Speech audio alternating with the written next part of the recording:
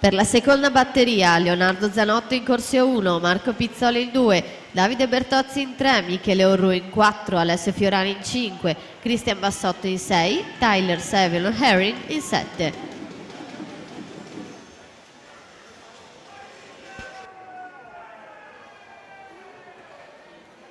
Intanto ammessa alla finale junior femmine Anna Marcotti, Laura Franchin, Vittoria Urbanetto, Angelica Capelletto, Teresa Malipiero, Matilde Modolo, Angelica Piccini e Elena Pavan. Ultimo tempo 2:09:45.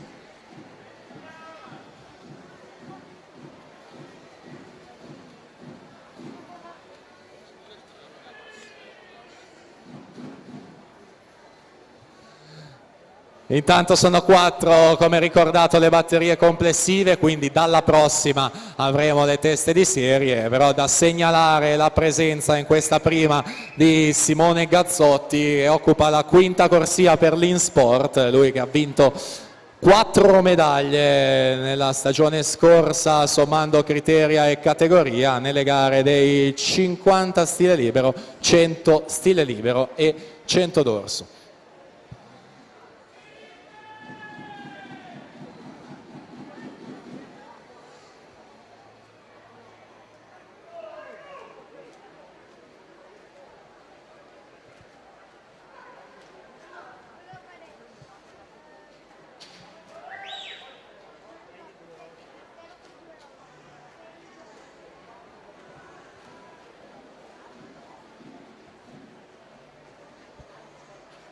Si completa quindi questa primissima batteria con Simone Gazzotti, chiude con l'ufficioso di 2:3:92.